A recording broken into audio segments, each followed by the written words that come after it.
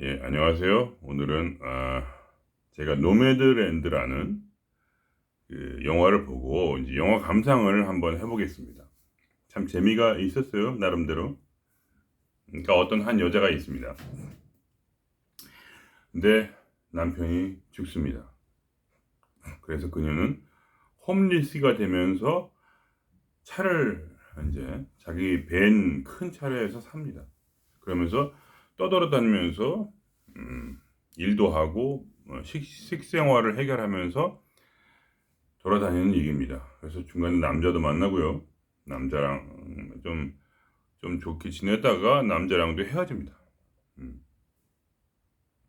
그러니까 그것이 하나의 이제 복선이죠, 제가 볼 때는. 그러니까 남자를 잃음으로써 남자와의 그러니까 남편과의 관계를 잃음으로써 자기 집에 대한 의미가 없어집니다. 그러니까 그녀는 두 개를 생각해요. 하우스냐, 홈이냐. 하우스는 집이지만 홈은 아닙니다. 홈이란 건 뭐냐? 남편이 있는 그 옆자리.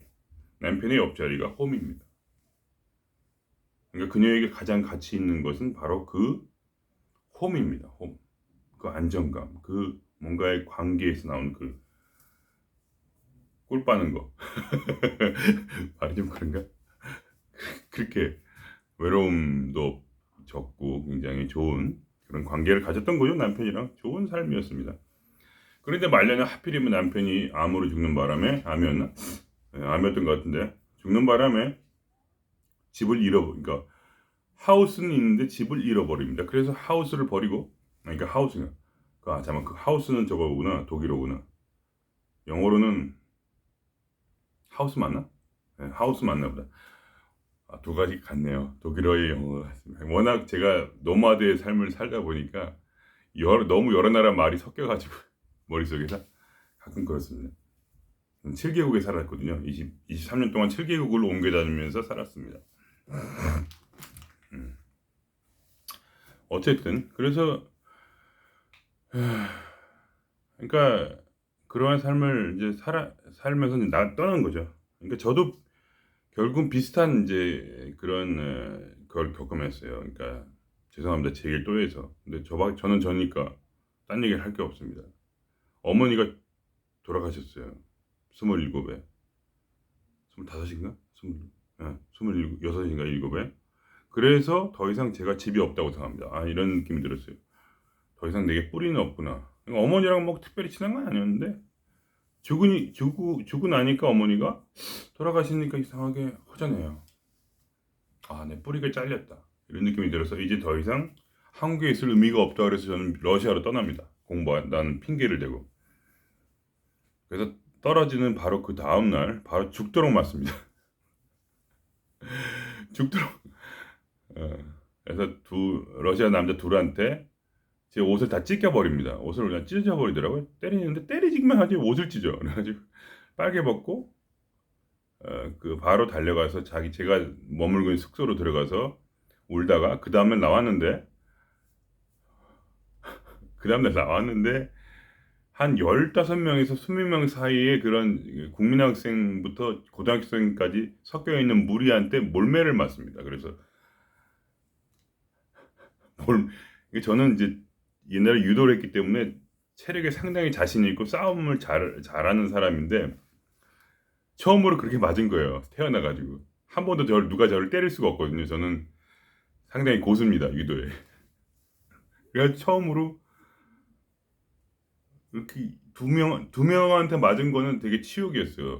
아니, 두 명한테 어떻게 내가 맞을 수가 있지? 두 명은 아무것도 아닌데, 근데 러시아 사람이라 셌나 봐. 모르겠어요. 제가 겁이 나서 그러나 봐. 그러니까 버스에 탔는데, 내리려고 하는데 뒤에서 밀어버리더라고요. 그러니까 놀란 거죠. 놀란 다음에 패는데 뭐,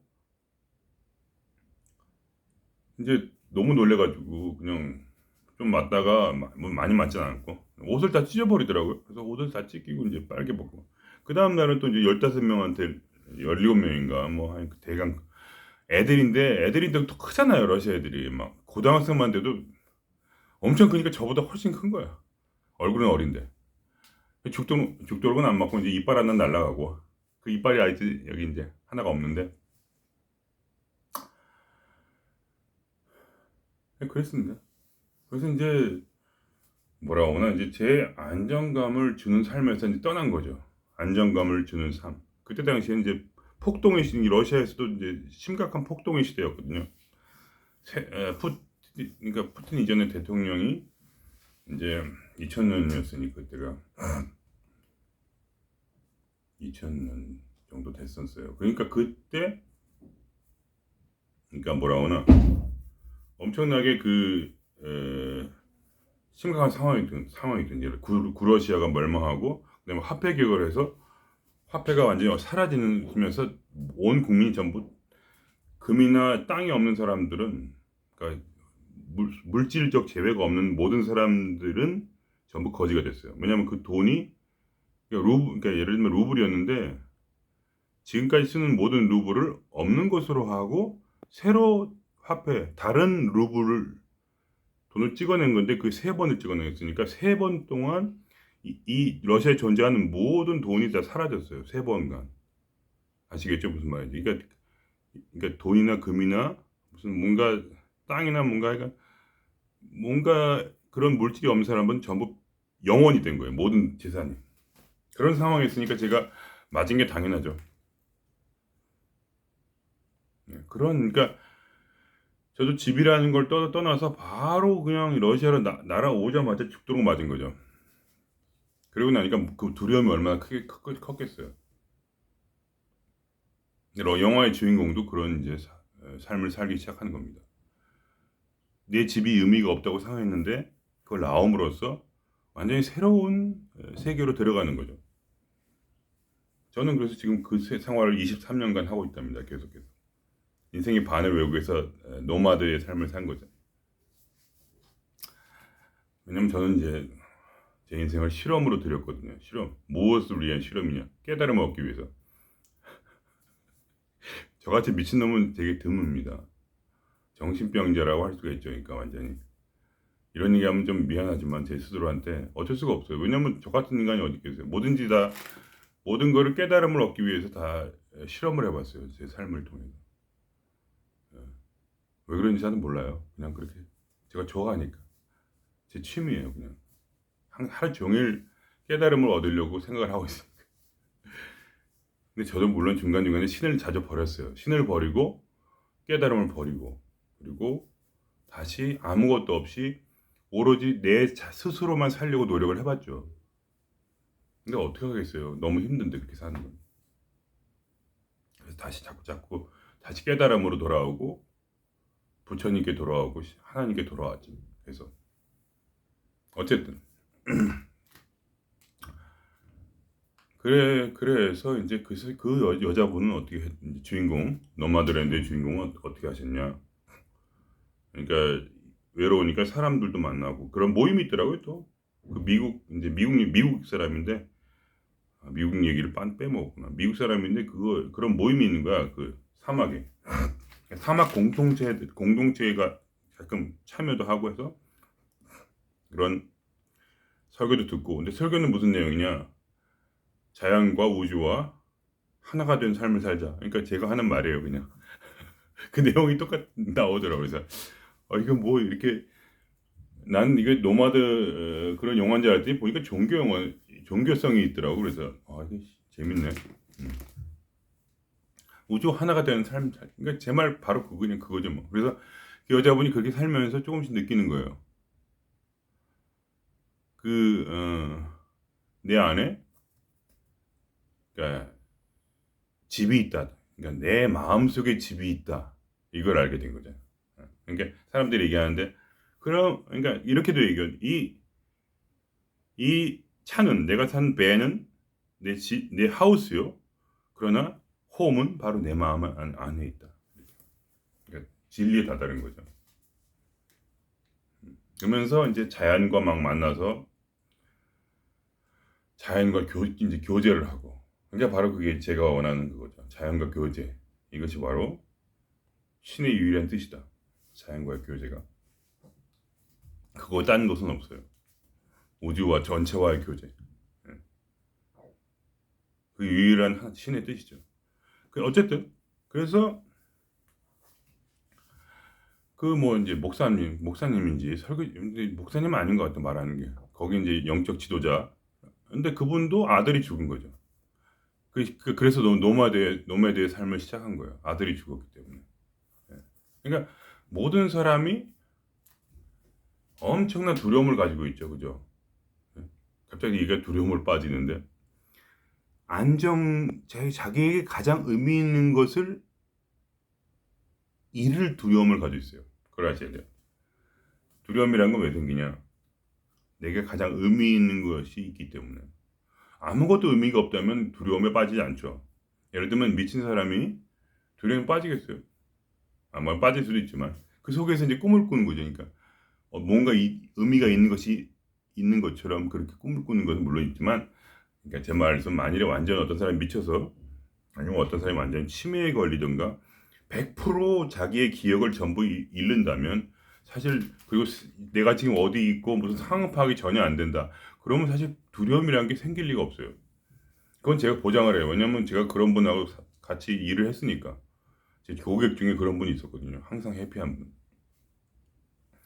과거 일도 잘 기억이 안 나고 지금도 뭐 하는지 모르고 그냥 이렇게 떠주면, 입에 뭘 떠주면 먹어요. 그러면 먹고 해피야. 맛있다. 배부르다. 이러고. 해피. 그런 분이 있었어요. 제 고객 중에. 제가 이제 요양사 일을 하니까. 어쨌든. 그래서 의미 있는 것을 잃지 않기 위해서 노력을 하는데, 그러니까 결국은 우리가 이제 깨달음이란 건 무엇이냐, 이 두려움을 좀 줄여줘요. 깨달음은, 그러니까 그 여자분이 말씀하신 것처럼 내 마음속에 사실은 집이 있고, 가장 의미 있는 것, 인간에게 집, 가족, 내 마음에 집이 있고, 그리고 온 우주가 사실 나의 집이라는 것을 노매드의 삶을 살면서 깨달은 거죠. 왜냐면 그분은 이제 그 두려움이 던져진 거예요. 무슨 말인지 아시겠죠? 얼마나 두려워요. 집이 없는 삶이라. 그러니까 옆에 있는 모든 가족들이 그녀를 전부 말리는 거야. 아는 사람 만나기만 하면 너 우리 집에 살아도 돼. 얼마나, 그게 제대로 된 삶이니? 우리 그냥 그렇게 하지 말고 우리 집에 살아. 제발, 말이야. 만나는 모든 사람. 그녀의 남자친구까지, 새로 생긴 남자친구까지 제발 나랑 같이 우리 집에 살자. 나도 이제 내 집에서 살아야겠다. 내 아들하고 같이. 그러니 너도 내 아들하고 나하고 같이 제발 살자. 근데 그녀는 그걸 다 뿌리쳐요. 그러니까 거기에 그녀의 깨달음이 있는 거예요. 영화라는 것은 깨달음을 그냥 비춰주죠. 꼭 말을 안 해도. 바로 내 마음속에 집이 있다는 거. 그러니까 그것이 바로 우리가 말하는 진리예요. 바로 그것이에요. 그러니까 저도 제 마음속에 신을 버렸다고 했잖아요.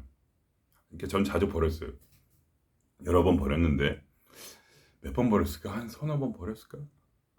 두세 번 버렸을까? 네, 정확히 모르겠어요. 그때 바로 제 아내가 저를 떠난다고 이혼하자고 하더라고요.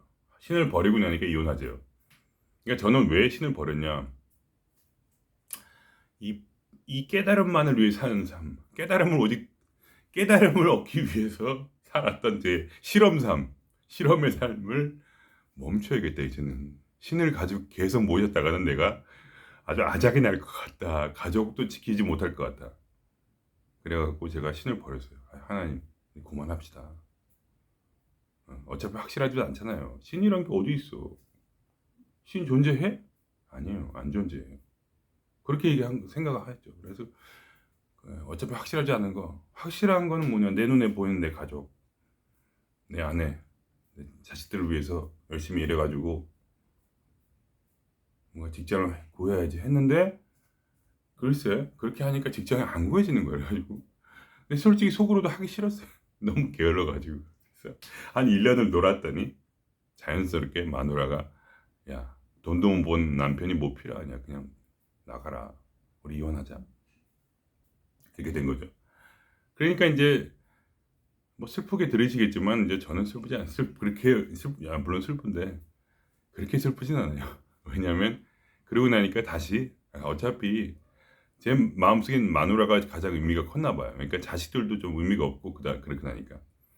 그러니까 이제 다 버리고 싶었는데 그때 다시 에이, 하나님 역시 하나님밖에 없구나. 오세요 다시. 물론 이제 하나님이 오시고 가시고 이제 그건 기독교의 생각이고 이제 불교적이나 어떤 선도적 생각으로는 하나님은 항상 우리 안에 있죠. 단지 우리가 깨닫느냐 못 깨닫느냐. 그래서 이제 이렇게 선도나 이제 불교는 하나님이 우리 안에 부처님이나 이제 어떤 그런 참나가 있는데 그걸 깨닫느냐 못 깨닫느냐에 중점을 두고 기독교는 그것이 들어온다 나간다 이렇게 말을 하지만 다 그냥 그 얘기가 그 얘기예요. 제 말에 속으시면 안 돼요.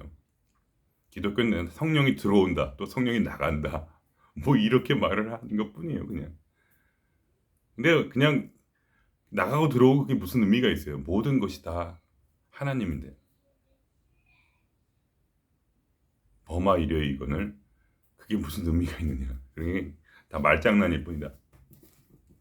어쨌든 저번에 말씀드렸지만 언어의 의미를 두시면 망해요. 왜냐면 언어는 두 사람이 있을 때만 존재해요. 언어는 한 사람과 타인이 서로 소통하기 위해서 어쩔 수 없이 필요에 의해서 만들어진 것이기 때문에 단지 그 어떤 한 가지, 두 가지, 세 가지, 네 가지를 분별하는 이름을 만들어냈어요. 그래서 그거를 마치 그것들이 분별되어 있는 것처럼 착각을 일으켜요. 그래서 그러니까 이게 들어오고 나가고 무슨 여기 원래 있는 것이다, 없는 것이다 이런 말 자체가 전부 다 착각을 일으켜요. 그냥 분별하는 것뿐이에요. 말은. 왜냐하면 내가 너에게 설명해야 되기 때문에 그리고 네가 나에게 설명해야 되기 때문에 분별할 수밖에 없지만 실제로는 그런 것은 존재하지 않아요.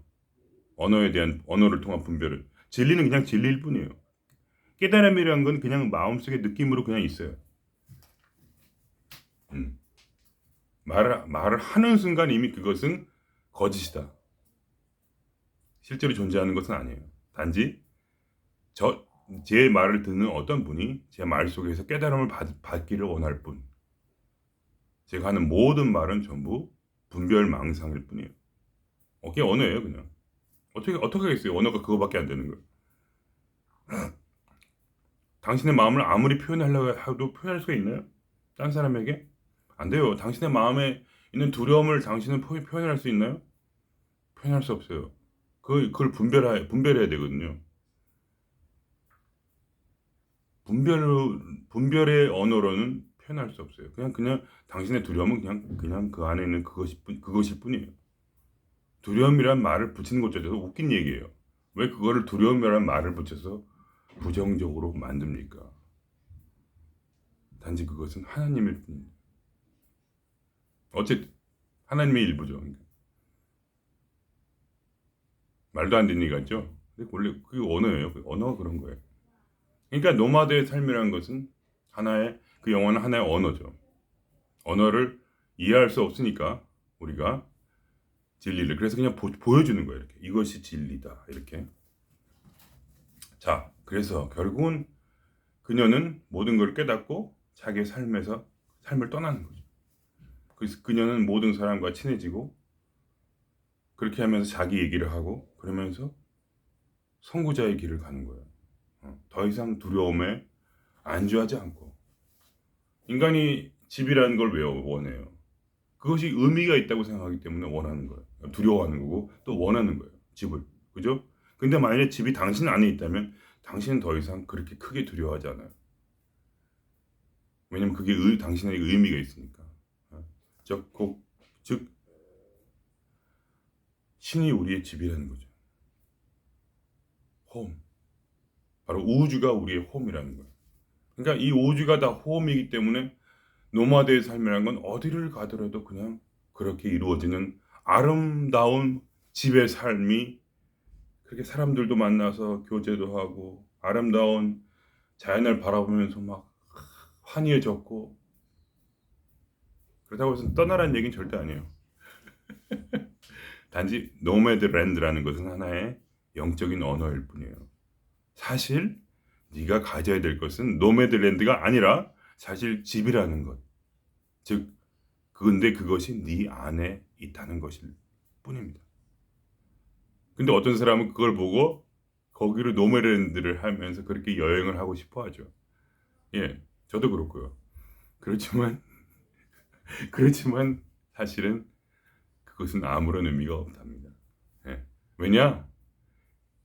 예, 불교적 사상에 의하면 이 세상은 모두 상입니다. 이 상이라는 것을 현대적 언어로 말하면 전부 다 홀로그램입니다. 그죠? 모든 것은 홀로그램이에요.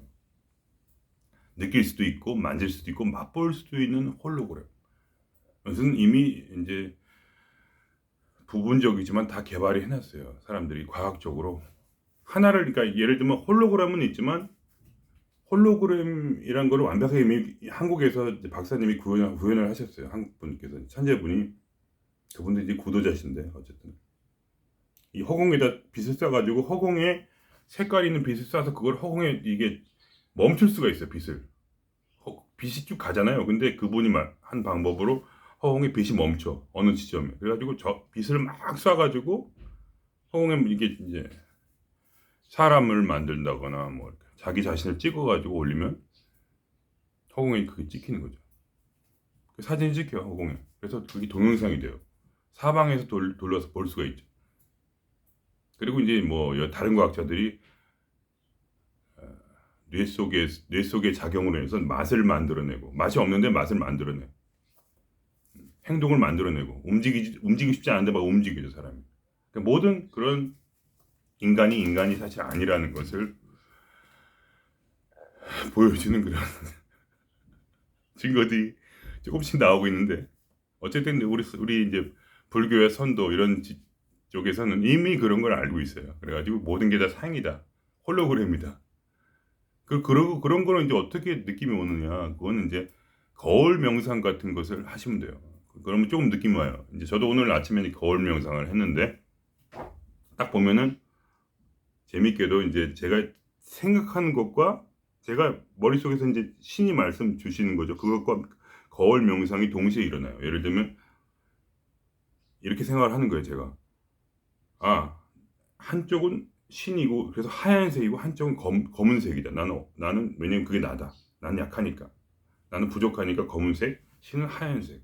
완벽하니까. 그래서 둘이 있다 하면 색깔이 정말 바뀌어요. 눈에 볼 때 이쪽은 검고 물론 이제 당연히 이제 빛에 이쪽에 이제 등이 있으니까 뭐 이쪽에 태양이 있으니까 이런 식으로 이제 어쨌든 그런 상관없이 이렇게 있어요. 그러면 그 생각이 드는 순간에 갑자기 이쪽이 쫙 튀어나와요. 한 30cm 정도 이쪽 부분이 분리돼 가지고 이렇게 딱 튀어나와.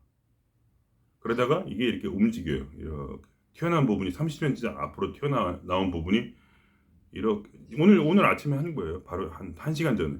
그다음에 이렇게 이쪽 코 있는 부분이 30cm가 딱 튀어나와요. 이렇게 이런 식으로 딱 이렇게. 그러면서 이 부분이 또 30cm 튀어나오니까 이렇게 움직여. 그래서 이제 신이 내 안에서 이제 부처님이 말씀을 하시는 거야. 봐라. 그러니까 이쪽으로 어떨 때는 내가 앞서고 어떨 땐 네가 앞선다. 그렇지만 우리는 하나이다. 근데 어떨 땐 네가 앞서고 어떨 땐 내가 앞선다. 그러니까 그런 거울 명상을 할 때는요. 그런 이제 자기 상태에 따라서 자신의 생각에 따라서 그렇게 바뀌어요. 그걸 보여주는 거예요. 그러니까 어떨 때는 이게 안면 앞면에 이 껍질 있죠. 이 껍질이 이렇게 빠져가지고 앞으로 이렇게 튀어나와요. 딱 이렇게 요 부분 그러니까 얼굴 가죽만 이렇게. 그러니까 실제로 일어나는 건 아니고 거울 속에서 실제로 절대 안 일어났어요. 저를 미친 사람 취급하지 마세요. 실제로 본 게 아니고 거울 속에서 그걸 명확하셔야 돼요. 저는 미친놈이 아닙니다. 죄송합니다. 제가 이상한 소리 했네. 어쨌든 그래갖고 근데 그런 재미가 있어요. 이 거울 명상이. 그래서 요새 인기가 있는 거예요. 이렇게 바뀌니까. 그러니까 자세히 보시면 거울이라는 것은 2차원 세계죠. 3차원 세계인 것 같지만 나를 비치는 순간이 2차원이 돼요. 나는 본체는 뭐예요? 3차원이죠. 그러니까 그것이 바로 그것이 이제 영적인 세상을 나타낸다고 할 수 있고 어떻게 보면 왜냐하면 신이란 건 한 점에서 나왔다고 했죠. 공이 있는데 점이 생기고 나라는 감각 그리고 나서 거리가 생겼죠. 그래서 1차원이 거리죠. 그 다음에 1차원에서 또 거리와 거리가 더해지면 2차원이 되는 거죠. 그러니까 이 어떤 더 본래적인 길로 가는 거죠. 그러니까 여기 이거는 3차원인데 내가 지금 이 화면 뭐예요? 2차원이죠. 거울도 2차원이죠. 3차원인데 2차원으로 보는 거죠. 그러고 나니까 이상하게 그런 식으로 생각하고 보고 있으면 눈에 막 환각이 보이는 거예요. 환각이. 그래서 느껴져요. 이게 진짜가 아닌 것 같다. 이걸 비춰보니까 이게 정말 우리의 삶이 정말 이렇게 있는 거야? 아니면 상이야? 이렇게 자꾸 의심이 생기고 자꾸 보고 있으면 그런 명상이에요. 그러니까 하나의 명상법이에요, 그냥. 왜냐면 나만 경험하는 게 다 그 한 사람은 전부 다 경험해 이런 걸. 예. 재밌어요. 그거 보다 보면 그럴 수 있겠다. 다 상이구나. 그러니까 성경이래. 이제 불교에서 말하는 것은 불교나 선도에서 말하는 것은 이 원래 신이 있는데 신이 만드니까 공에서 신이 나왔고 신이 자기를 비추는 상을 만들어서 그것을 거울적인 상이라고 해요. 거울적인 상이다. 그 상을 만들어서 그 상이 우리다. 그리고 전 우주다. 그러니까 상과 본체는 차이가 있지만 그렇지만 모든 것은 사실 신의 형상에 따라서 만들어진 모든 것은. 그러니까 그것이 신을 그대로 드러내고 신에 따라 움직이고 신의 능력으로 그것이 다 운행이 되고 또 그 후면에는 항상 신이 있는 것이다. 그런 식으로 이제 나름 이제 말도 안 되는 얘기지만 그런 논리로서. 근데 제 말을 다 믿으시면 안 돼요. 아셨죠? 이건 깨달음의 일부일 뿐이지 인간의 말은 항상 틀리다. 그렇지만 느낌이 오는 거죠, 약간. 그런 식으로 설명할 수 있겠구나, 이 세상을. 이 세상을 홀로그램인 것처럼. 그러니까 본체는 있지만 사실 이 세상은 본체에서 비추인 어떤 본체를 이제 찍어서, 그러니까 홀로그램 만들 때 처음에 본체를 찍고 그 본체로서 홀로그램을 만드는 거거든요. 본체는 있지만 사실 그것은 상이다. 그러니까 이 세상에서 이 모든 게 다 게임이고 상이라고 한다면, 만약에 상이면 게임일 수도 있잖아요. 그러면 여러분이 게임을 할 때 게임에 지게 되면 게임이 당신의 의미가 있는 건 알아요. 그렇지만 지게 되면 조금 덜 열받는다. 당신 왜냐면 스타크래프트라는 게임이 있는데 그걸 지는 것과 당신의 직장을 잃는 거를 비교해 보세요. 그러면 그래도 좀 낫잖아요. 그래도 게임 지는 게 조금 낫죠. 직장 있는 것보다는. 왜냐면 직장은 현실이고 게임은 그래도 의미는 있지만, 나에게 의미가 있으니까 중요하긴 하지만 그래도 의미가 좀 덜하죠. 그러니까 하루 정도 잠 못 자고 다음 날은 또 룰루랄라 또 직장에 생활을 하러 간다. 기분 나쁘든 좋든 뭐 이런 거예요. 그러니까 이 노마드의 삶이란 것은 바로 그런 거를 비춰주는, 그 영화는 그걸 비춰주는 거죠. 이 모든 것이 너에게 의미가 있다고 하지만 사실은 너의 집은 네 안에 있다. 그걸 발견하는 것이 바로 이 노마드랜드의 메시지입니다. 아시겠죠? 그러니까 여러분도 심심하면 뭐 거울 명상도 한번 하시고, 뭐 아니면 이렇게 보세요. 그냥 이렇게. 당신이 진심이라면 신은 반드시 당신을 찾아오고요. 당신이 진심이면은 당신 마음에 집을 만들어줍니다. 네. 그럼 이만 오늘은 마치겠습니다. 예.